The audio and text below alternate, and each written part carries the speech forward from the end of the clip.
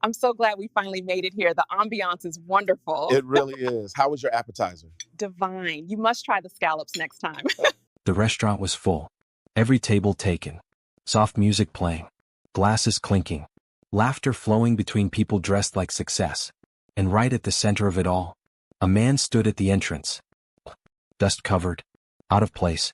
His coat looked like it had seen too many roads. His shoes were worn at the edges. His hand rested on a wooden walking stick polished by years, not luxury. He didn't belong here. Everyone could see that. The hostess hesitated. Before she could speak, the manager stepped in. Victor Kane. Sharp suit. Cold eyes. Controlled smile. "I'm sorry," he said, not sounding sorry at all. "We are fully booked tonight." The old man glanced quietly at an empty table near the window. "I only need something small," he said. "Soup. Bread. Tea." Victor didn't even look at the table. This isn't that kind of place. A few guests turned. Watching now. The old man reached slowly into his coat and pulled out a worn wallet. "I can pay," he said. Victor's expression didn't change. That's not the issue. But it was. And everyone knew it. A waitress stepped forward. "Elena." "Sir," she said gently, "I can serve him in the side section." Victor cut her off instantly. "No." The word landed hard. The room went quieter. The old man looked at Elena. Gave her a small nod. Grateful. Then he turned back to Victor. "I understand," he said softly. No anger. No argument. Just quiet dignity. Victor gestured toward the door. "Please leave." And just like that, he did. The old man walked out slowly. Past the tables. Past the eyes watching him. Past the place that had already decided what kind of man he was. Outside he sat on a bench. Alone. Inside the music resumed. Glasses lifted. Conversations continued. Victor adjusted his jacket like nothing had happened. Like he had just done the right thing. Then, a sound. Low at first. Then louder. A deep mechanical roar cutting through the night. Heads turned toward the windows. "What is that?" The sound grew stronger. Closer. Then, a helicopter descended into view. Guests stood up. Staff froze. The aircraft landed just beyond the building. Wind rushed across the glass. 2 men in suits stepped out first. Then another man followed. Tall. Composed. Powerful. He didn't look at the restaurant. He looked at the bench. Then he walked straight toward the old man. Everyone inside pressed closer to the glass. Watching. Waiting. The man stopped in front of him. Removed his gloves. And then, he bowed. The entire restaurant froze. Because in that moment, everything they thought they understood changed. Inside the restaurant no one moved. Not the waiters. Not the guest. Not even Victor. Every eye was fixed on the glass doors. Watching the man outside, bowing to someone they had just thrown away. "Who is that?" someone whispered. "That man, he just came out of a helicopter." Another voice lower this time. "Why is he bowing to him?" The question spread quickly. From table to table. From staff to guests. Even the pianist had stopped playing. Victor felt it first. That shift. The kind that doesn't make noise, but makes everything feel wrong. His chest tightened. Because something inside him already knew. This was not a normal situation. Outside, the younger man straightened slowly. Said something quietly to the old man. And for the first time, the old man smiled. Not weak. Not grateful. But knowing. Inside, Elena's heart began to race. Because suddenly, that quiet man she tried to help didn't look small anymore. He looked important. Very important. And before anyone could understand what was happening, the story pauses. Because moments like this don't come often. Moments where one decision separates dignity from disgrace. If you believe no human being deserves to be judged by how they look, take 1 second to subscribe. Because stories like this remind us that respect costs nothing. But disrespect can cost everything. And now, to understand why a helicopter just landed for the man this restaurant rejected, we need to go back. Because this moment didn't begin with a helicopter. And it didn't begin at that door. It began long before anyone in that restaurant decided who mattered and who didn't. The city itself never slept. Lights stretched across the skyline like a promise of success, and in the middle of it all stood one of the most talked about places in the district. The Grand Orchid. A restaurant where people didn't just come to eat. They came to be seen. Business deals were signed there. Anniversaries were celebrated there. And for many, just sitting at one of its tables felt like proof that they had made it in life.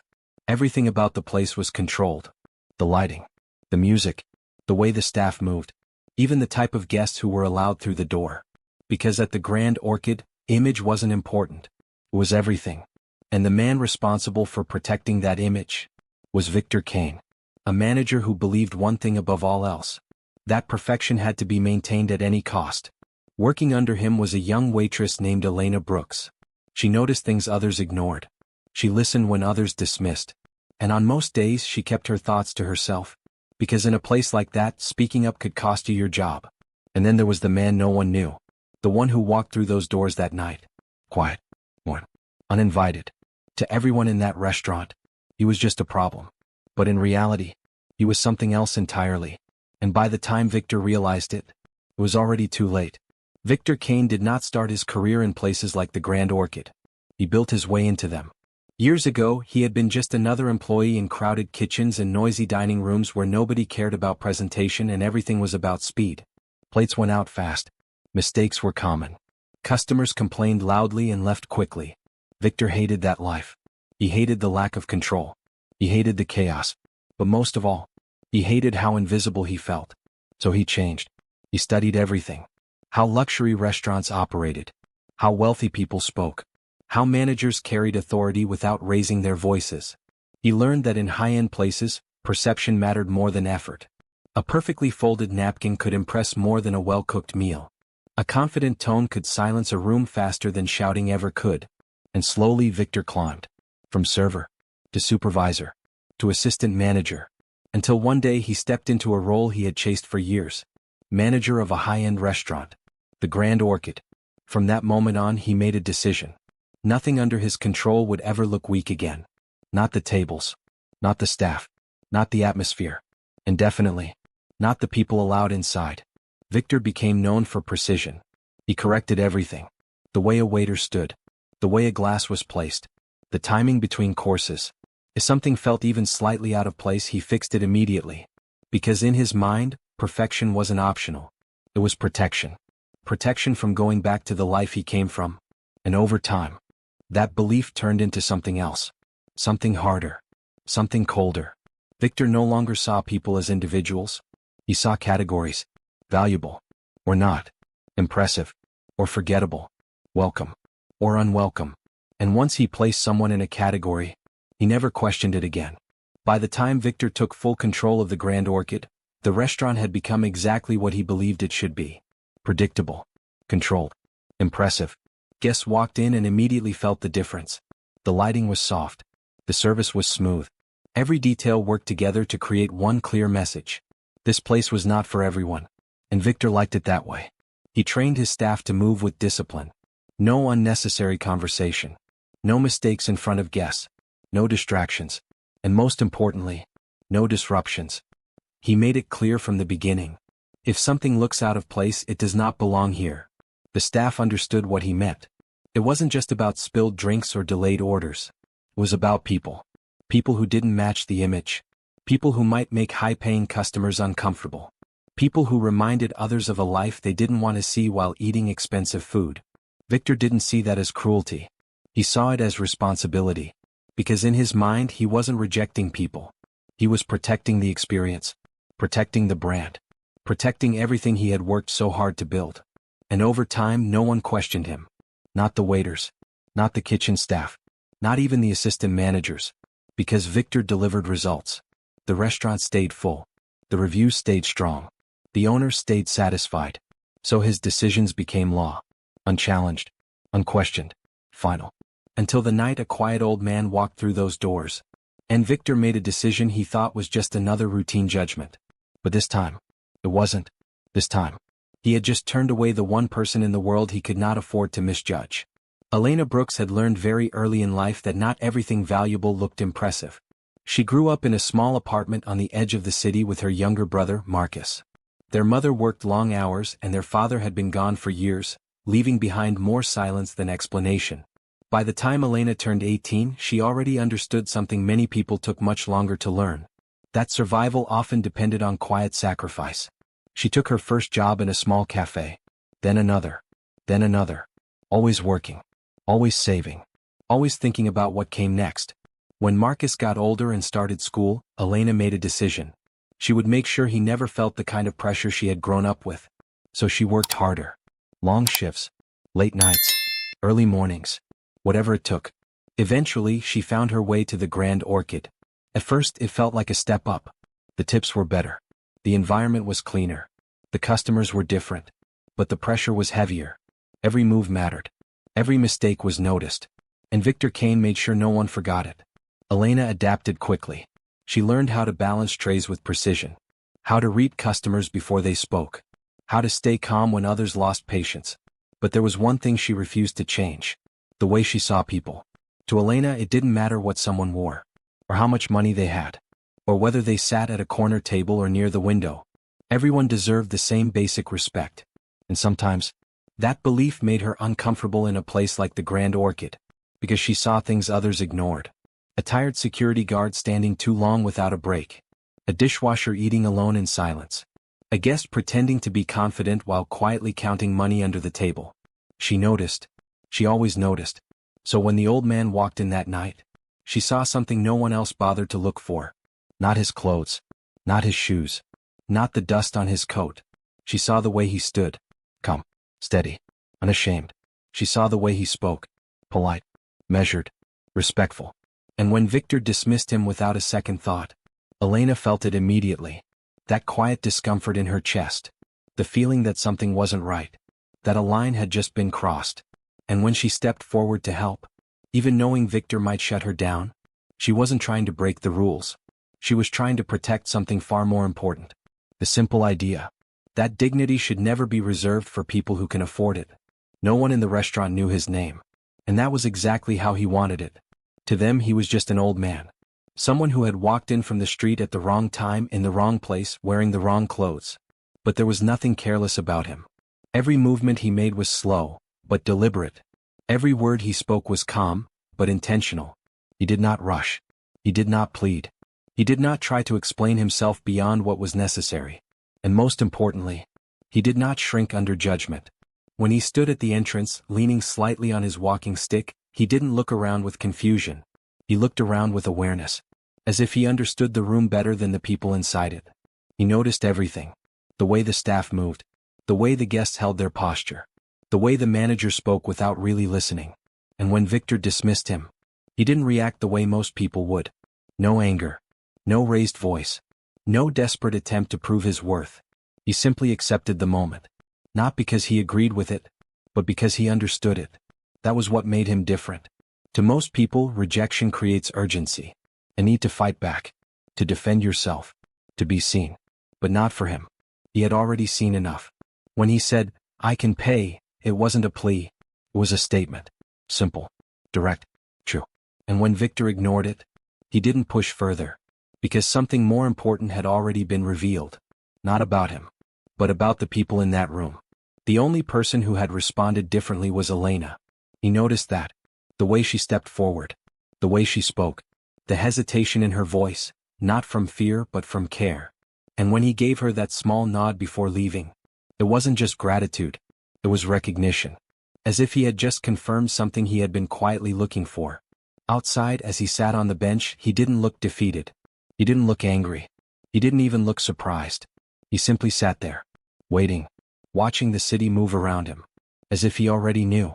This moment wasn't over yet. And that very soon. Everything inside that restaurant was about to change. The moment the old man stepped fully into the restaurant, everything slowed. Not because the room stopped moving, but because attention shifted. Subtle at first. A glance from one table. Then another. Then a quiet ripple of awareness spreading across the room. He didn't match the space. And in a place like the Grand Orchid, that was enough. The hostess noticed it immediately. Her smile tightened slightly as he approached. "Good evening, sir," she said carefully. "Do you have a reservation?" The old man shook his head. "No. But I would like a table. Simple. Direct." The hostess hesitated. There were no regular tables available, but Victor always kept one near the window open, just in case someone important arrived. She glanced in that direction, then back at the man. And in that moment of hesitation, Victor appeared. He didn't rush. He never rushed. He walked with the confidence of someone who believed he already understood the situation before a word was spoken. "I'm sorry," he said, stepping beside the hostess. We are fully booked tonight. The old man followed his gaze briefly to the empty table. I see a space there, he said calmly. Victor didn't look at it. That table is reserved. The lie came easily.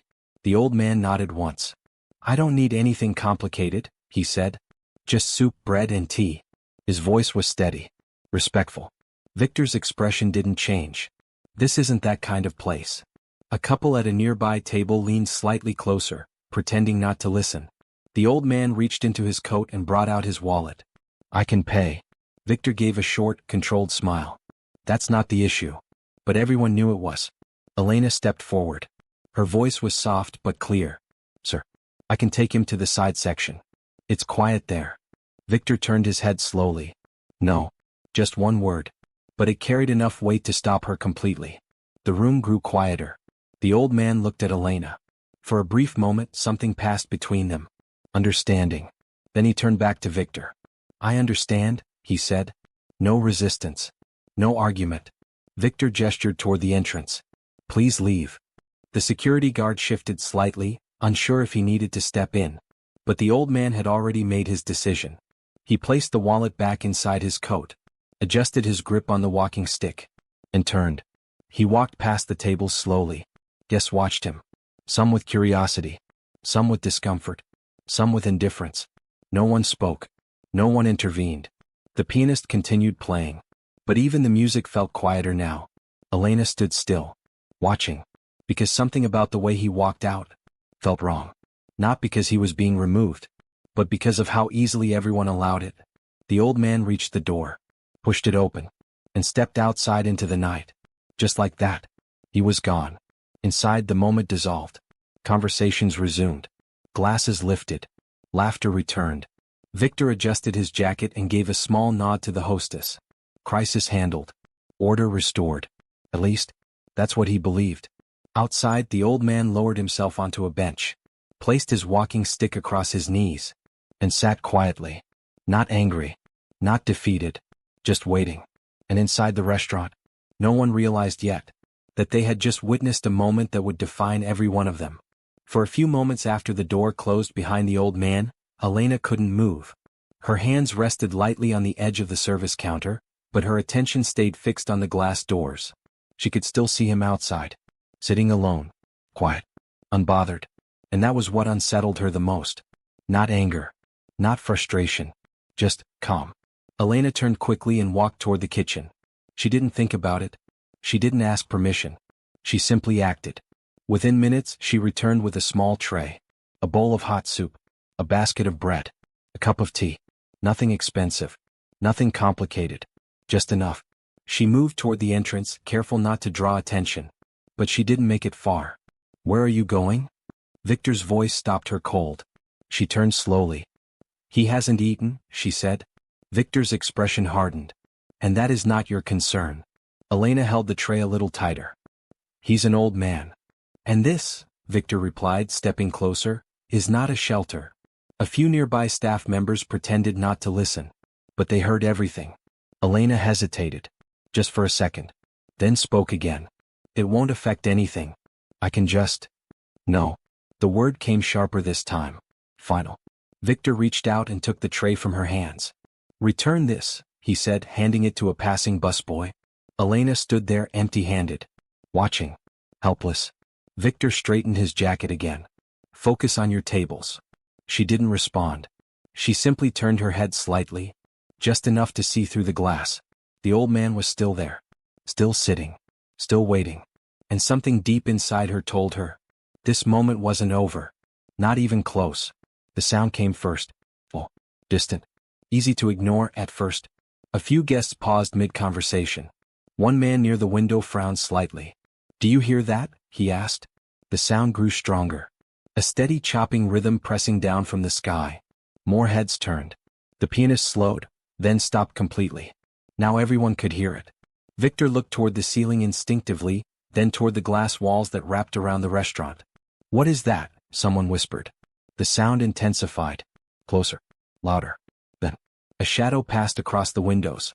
Guests near the glass stood up. Chairs scraped softly against the floor as people moved closer. And then they saw it. A helicopter descending from the night sky. not far from the building. Close enough that the wind it carried stirred loose papers and shifted the light curtains near the windows. The aircraft hovered for a brief moment, then lowered smoothly onto a nearby landing platform. Inside the restaurant, everything had stopped. No food being served. No orders being taken. No conversations continuing. Even Victor had stepped closer to the glass now, his composure beginning to slip. This wasn't normal. This wasn't expected. And in a place built on control, unexpected things felt dangerous. The helicopter door opened. Two men in dark suits stepped out first. Their movements were precise, alert, scanning the area with purpose. Then, a third figure emerged, tall, confident, dressed in a long, tailored coat over a perfectly fitted suit. There was something about the way he moved, not hurried, not hesitant, just certain. A few guests recognized him immediately. Is that? It can't be. But it was. And the realization spread quickly. Inside, Victor's throat tightened. Because if he was right, this was no ordinary arrival. But the man didn't look at the building. He didn't acknowledge the restaurant. He didn't react to the people watching him. His attention was fixed on one thing, the bench, and the man sitting on it. Without hesitation, he walked straight toward him, step by step, closing the distance. Inside, Elena moved closer to the glass, her heart racing. Because suddenly, nothing about this felt small anymore. The man reached the bench, stopped, removed his gloves slowly, and for a brief second, everything stood still. Then, he lowered his head and bowed, right there, in front of the old man. Inside the restaurant, a wave of shock spread instantly. A glass slipped from someone's hand. A chair shifted sharply. Voices rose in disbelief. Victor didn't move, couldn't, because in that moment, something inside him broke. Not loudly, not visibly, but deeply, because whatever was happening outside was about to walk back in. And when it did, nothing in that restaurant would be the same again. Inside the restaurant, no one spoke. No one moved. Every eye remained fixed on the glass, watching the scene unfold outside. The man who had stepped out of the helicopter stood in front of the old man for a moment, then straightened slowly. Up close, there was no doubt anymore. Guests near the window whispered the name under their breath. Adrian Langston. It spread quietly across the room. From table to table. From staff to guests. The name carried weight, power, influence. Adrian Langston was not just a wealthy man. He was one of the most powerful figures in the hospitality industry. Hotels, resorts, restaurants, entire chains built under his leadership, including the Grand Orchid. Victor felt it immediately, that drop in his chest, because suddenly everything began to connect, and none of it was good. Outside, Adrian spoke quietly. His voice couldn't be heard inside, but his posture said everything. Respect, care, deference. The old man listened, then responded, calm, unbothered, like this moment was expected, like none of this surprised him. Adrian extended his hand, helped the old man to his feet with both hands, not casually, not quickly, but carefully, as if helping someone who mattered. Inside, Elena whispered under her breath, "Who is he?" No one answered, because they were all beginning to understand at the same time. The old man adjusted his coat, picked up his walking stick, and turned toward the restaurant, toward the place that had just rejected him. Adrian stepped slightly behind him, not leading, following. That alone was enough to shift everything, because powerful men do not follow strangers. They follow people they respect. The doors opened. The two men entered, and the entire restaurant froze. The silence was absolute now. Even the smallest movement felt loud. Victor stood near the entrance, his face pale, his confidence gone. The old man walked in slowly. The same man who had been dismissed minutes earlier. The same man who had been told, "This is not that kind of place." Now every person in the room stood still for him. Adrian stopped beside him, then turned toward Victor. His voice when he spoke was calm, controlled, but sharp. "You refused to serve him." It wasn't a question. Victor opened his mouth. Nothing came out, because before he could speak, the old man lifted his hand slightly, stopping Adrian. Then he looked at Victor, directly, for the first time, and when he spoke, his voice was steady, clear, and carried across the entire room. "I built this company." The words landed like a weight, heavy, unavoidable. "I built every restaurant your name depends on." Victor's legs felt weak. The room held its breath, because the man standing in front of them was not just a guest. He was Edward Langston, the founder, the man who created everything this place stood on. And in that moment, everyone understood the truth. The man they had judged in seconds was the reason they all had jobs. No one in the restaurant moved. No one dared to. Victor stood frozen in place, his mind racing faster than he could control. This wasn't possible. It couldn't be. And yet, it was. The man he had just turned away, the man he had dismissed without a second thought, was the very foundation of everything around him. Victor swallowed hard. "Sir, he began. But the words didn't come out the way he wanted. Because there was nothing he could say that would undo what had already happened. Adrian stepped forward slightly. His expression had changed. No longer calm. No longer distant. Now there was something sharper in his eyes. Disappointment. "You refused to serve him," Adrian repeated. Victor nodded quickly. "It was a misunderstanding. I didn't know." Edward raised his hand again. Not aggressively. Just enough to silence him. "You're right," Edward said calmly. "You didn't know." The words hung in the air. Then he took a slow step forward. His walking stick tapped lightly against the floor. But that's exactly the problem. Victor's breath caught. Edward looked around the restaurant. At the tables. At the staff. At the people watching. "I didn't come here as a founder," he continued. "I didn't come here as an owner." His eyes returned to Victor. "I came here as a man who wanted a meal." Silence. "I was polite." Pause. "I was patient." Another step forward. "And I told you I could pay." Victor's shoulders tightened. Every word was precise. Measured. Impossible to argue with. Edward stopped a few feet in front of him. "And still," he said quietly, "you decided I did not belong here." The truth landed harder than any raised voice could have. Victor looked down. For the first time since he had taken the job, he had no control. "I was trying to protect the restaurant," he said weakly. Edward nodded slowly. "Yes," he said. "I can see that." But his tone didn't agree. "You protected the image," Edward continued. "But you forgot the purpose." The room remained completely still. Because now, this wasn't just about Victor. It was about everyone listening. "A restaurant is not just a place that serves food," Edward said. "It is a place that serves people." He let that settle. "And if you cannot recognize dignity without wealth attached to it." He paused, then finished calmly. "Then you do not understand this business." Victor's hands trembled slightly at his sides. Adrian stepped forward again. "This ends today," he said. The authority in his voice was unmistakable. "Effective immediately, you are relieved of your position." The words landed instantly. Final. No debate. No delay. Victor's head snapped up. "Sir, please?" But Adrian had already turned away. The decision was made. Victor looked around the room. At the staff. At the guest. At the place he had controlled for years. And for the first time, he saw it clearly. Not as a manager. Not as someone in power. But as someone who had just lost everything. Because of one moment. One judgment. One decision. Edward didn't look angry. He didn't look satisfied either. He simply turned his gaze away. Because to him, this was never about punishment. It was about truth.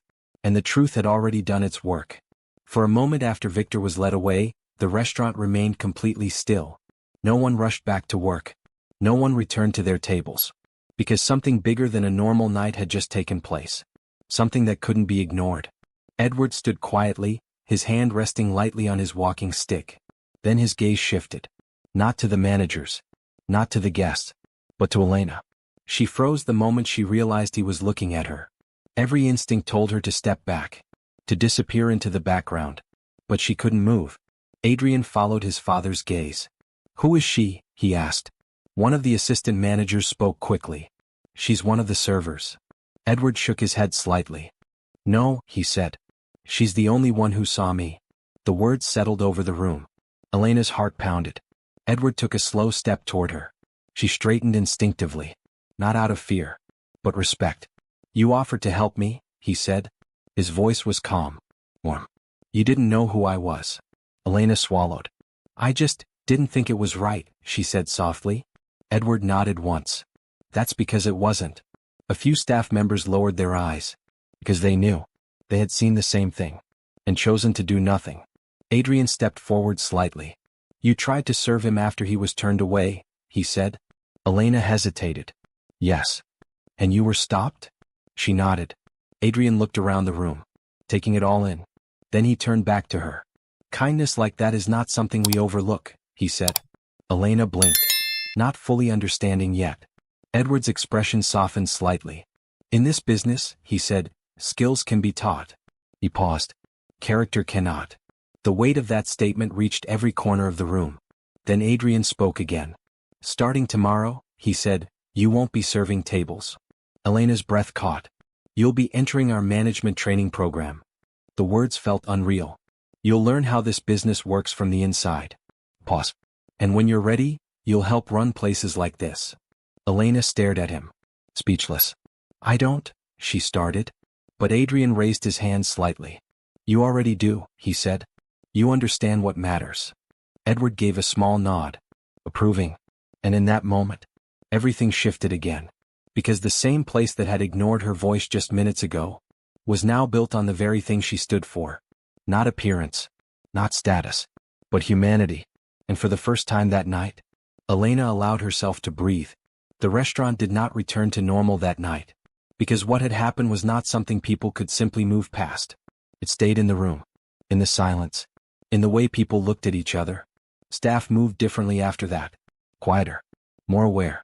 Because for the first time, many of them had seen what their actions looked like from the outside. Not efficient, not professional, but indifferent. And that realization stayed with them. Over the following days, changes began to happen. Not loudly, not dramatically, but clearly. New leadership stepped in, not just to manage operations, but to rebuild something deeper. The way staff were trained shifted. Respect was no longer optional. It was expected. Every guest, regardless of how they looked or what they wore, was treated with the same level of attention. Not because it was good for business, but because it was right. Elena's promotion quickly became known among the staff. Some were surprised, some were embarrassed, and some felt something they hadn't expected. Motivation. Because for the first time the message was clear. Character mattered. And people started paying attention to things they had ignored before. A security guard was offered a chair during long shifts. Kitchen staff were spoken to with patience instead of pressure. Small changes, but real ones. Even the guests noticed. The atmosphere felt different. Not less elegant, but more human. And the story spread. From one restaurant to another. From one employee to the next. Until it became something larger than a single night. A reminder that one moment, one decision, could reveal everything about who you are. And more importantly, who you choose to become after it. In the end, nothing about that night was really about a restaurant, or a manager, or even a helicopter landing outside a building. It was about something much simpler, and much harder. The way we choose to see people. Because the truth is, status can be borrowed, clothes can be changed, money can be gained and lost. But character reveals itself in moments like that. Moments where no one is watching. Or moments where everyone is watching, but no one thinks it matters. Victor believed he was protecting something valuable. But in doing so, he lost something far more important. And the old man he turned away? He never needed to prove anything. Because real worth does not announce itself. It does not demand attention. It simply exists, waiting to be recognized. And sometimes, it is only revealed when someone fails to see it. There is an old saying. A river does not drink its own water. A tree does not eat its own fruit. The sun does not shine for itself. And in the same way, true greatness is not measured by what you have. It is measured by how you treat people who have nothing to offer you. Because in the end, the most powerful person in the room is never the one with the most money.